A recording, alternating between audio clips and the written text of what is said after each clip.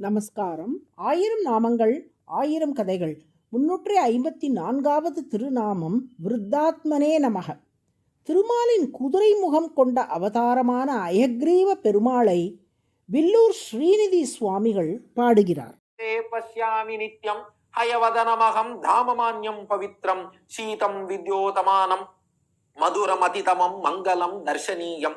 இதன் பொருளாவது, என் கண்ணெதிரே நான் ஓர் ஒளியை காண்கிறேன். அந்த ஒளிதான் ஞான ஒளியின் வடிவமான ஹயக்ரீவர் என்று சொல்லும் ஸ்ரீநிதி சுவாமிகள் அந்த ஒளிக்கு 7 அடைமொழிகளை அடுக்குகிறார். மான்யம், பவித்ரம், சீதம், வித்யோதமானம், மதுரம், அதிதமாம், மங்களம், தர்ஷனீயம். மான்யம், அந்த ஒளி பரிமுக பெருமாள் போற்றத்தக்கதாக உள்ளது. உலகில் போற்றத்தக்க பொருள் அனைத்தும் தூய்மையாக இருக்குமா என்று சொல்ல முடியாது. ஆனால் இந்த ஒளியோ பவித்ரம், மிகவும் தூய்மையானதாகவும் இருக்கிறது. தூய்மையான பொருள்கள் எல்லாம் குளிர்ச்சி தருமா? சாத்தியமில்லை. ஆனால் இந்த ஒளி சீதம், குளிர்ந்திருக்கிறது. குளிர்ந்திருக்கும் பொருள்கள் எல்லாம் ஒளிமிக்கதாக இருக்கும் என்று சொல்ல முடியாது. ஆனால் இந்த ஒளி வித்யோதமானம், நன்றாக ஒளி வீசுகிறது. ஞான ஒளியை நமக்கு தருகிறது. ஒளிமிக்க பொருள்கள் எல்லாம் இனிதாக இருப்பதில்லை. ஆனால் இந்த ஒளியோ மதுரம் அதிதமாம், மிக மிக இனிமையாக இருக்கிறது. இனிய பொருள்கள் எல்லாம் மங்களம் தருவதில்லை. ஆனால் இவ்வொளியோ மங்களம், மங்களமே வடிவெடுத்ததாக உள்ளது. நமக்கும் மங்களத்தை கொடுக்கிறது. மங்களம் தரும் பொருள்கள் அனைத்தும் அழகாக இருப்பதில்லை. ஆனால் இந்த ஒளி தர்ஷனீயம், கண்ணுக்கு அழகாகவும் இருக்கிறது. இப்படி போற்றத்தக்கவராய், தூய்மை மிக்கவராய், குளிர்ச்சி பொருந்தியவராய், ஒளி வீசுபவராய், மிகவும் இனியவராய், மங்களங்களை அருள்பவராய், கண்ணுக்கு இனியவராய், இத்தனை வெவ்வேறு தன்மைகளோடு பரிமுகப் பெருமாள் திகழ்கிறார் என்று ஸ்ரீநிதி சுவாமிகள் காட்டுகிறார். ஓமைக்கோர் கம்ப நாட்டாழ்வான் என்பார்கள். ஆனால் ராமனின் திருமேனி அழகுக்கு உவமை சொல்ல முற்பட்ட கம்ப நாட்டாழ்வார், மையோ மரகதமோ மறிகடலோ மழை முகிலோ, ஐயோ இவன் வடிவென்பதோர் அழியா அழகுடையான் என்கிறார். ராமனின் கருமைக்கு மையை ஓமையாக சொன்ன கம்பர், கருமை நிறம் கொண்ட மையில் ஒளி இல்லாதபடியால் அதை விடுத்து ஒளிமிக்க மரகத கல்லை ஓமையாக சொல்லி பார்த்தார். எனினும் ஒளி படைத்த மரகதக்கல் கம்பீரமாக இல்லை என்பதால் அதை தவிர்த்து கம்பீரமான கடலை ஓமையாக சொன்னார். ஆனால் கம்பீரம் கொண்ட கடலில் குளிர்ச்சி இல்லாதபடியால் குளிர்ந்த கார்மேகத்தை ஓமையாக சொன்னார் கம்பர்.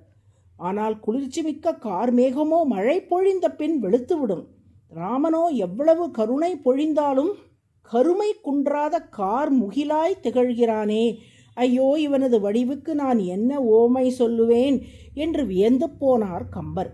இப்படி கருமை, ஒளிமிக்க தன்மை, கம்பீரம், குளிர்ச்சி, வள்ளல் தன்மை என பல பல குணங்களை ஒருங்கே கொண்ட இறைவனுக்கு எத்தனை ஓமைகள் சொன்னாலும் அவை விவரிக்க முடியாது.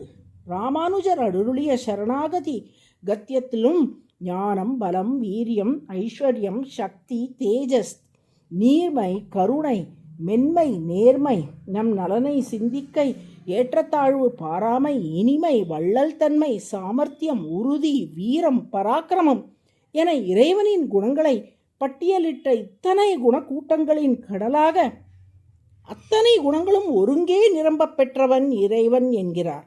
ஆக ஸ்ரீநிதி சுவாமிகள் கம்பர், ராமானுஜர் போன்றோர் போற்றும் இத்தனை குணங்கள் திருமாலிடம் ஒருங்கே நிறைந்திருப்பினும் அவை அனைத்தும் திருமாலின் மிகப்பெரிய திவ்ய ஆத்மஸ்வரூபத்துக்குள் உள்ளங்கையில் நெல்லிக்கனி அடங்குவது போல் அடங்கிவிடும்.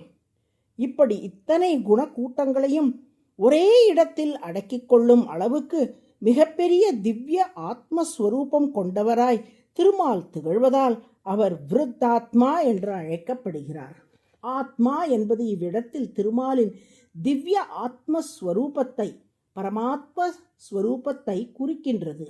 விருத்த என்றால் பெரிய என்று பொருள். குணங்களெல்லாம் அதனுள் எளிதில் அடங்கும்படி மிகப்பெரிய திவ்ய ஆத்மஸ்வரூபம் கொண்டவர் விருத்தாத்மா. அதுவே சகஸ்ரநாமத்தின் 354வது திருநாமம். திருமாலின் திருமேனிக்கு திவ்ய மங்கள விக்கிரகம் என்றும் அந்த திருமேனிக்குள் இருக்கும் திருமாலின் ஆத்மாவுக்கு திவ்ய ஆத்மஸ்வரூபம் என்றும் பெயர்.